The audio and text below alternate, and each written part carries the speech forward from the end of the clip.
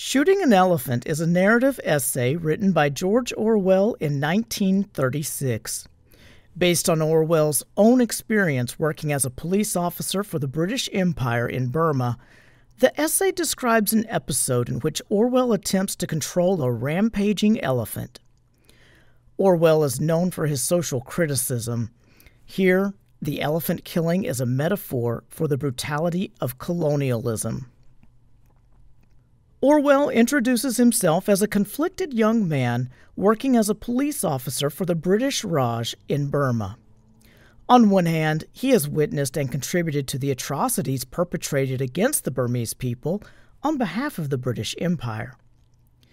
Due to this experience, he has grown opposed to the British colonial project in Burma. On the other hand, Orwell must still carry out his duties as a police officer.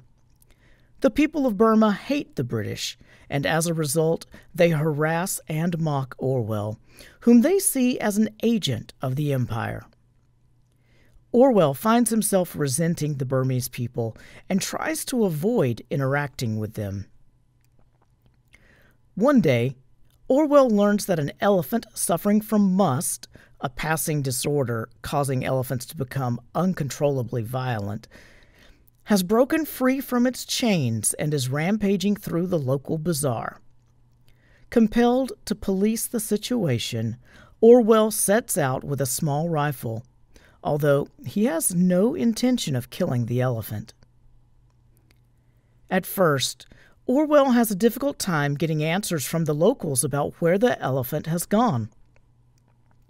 When he arrives at the bazaar, he comes upon the mess the elephant has made. Not only has it trampled grass huts and turned over a garbage truck, but also it has killed a man. Orwell sends for an elephant rifle. Still, he claims to have no intention of killing the elephant.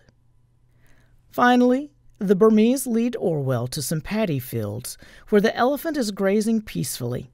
Immediately, Orwell feels that it would be wrong to shoot the elephant. It is a magnificent creature, which Orwell compares to a complex piece of machinery. It seems no more dangerous than a cow, as the bout of must seems to have passed.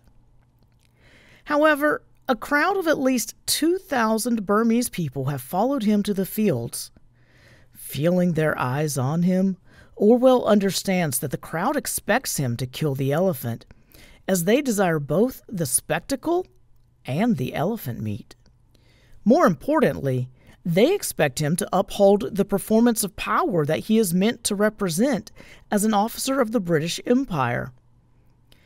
In this moment, Orwell grasps the ways in which colonizers are beholden to the colonized.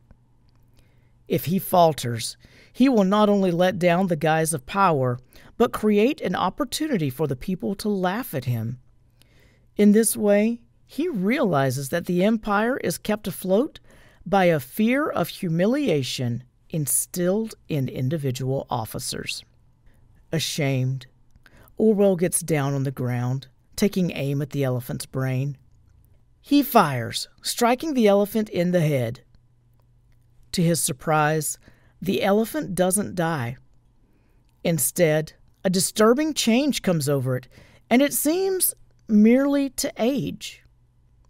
Firing again, Orwell brings the elephant to its knees. Still, it refuses to die. Firing a third time, Orwell is stunned to see the elephant rearing onto its hind legs and lifting its trunk. Finally, it thunders to the ground, but it is still breathing. Orwell unloads bullet after bullet into the elephant's heart, but it refuses to die. Unable to listen to the animal's tortured breathing any longer, Orwell leaves. Impatient, the crowd rushes the elephant, taking its meat. Later, Orwell learns that it took the elephant half an hour to die. In time, Orwell asks his fellow police officers whether he did the right thing. While the older officers think he did the proper thing, the younger ones feel that it was a shame.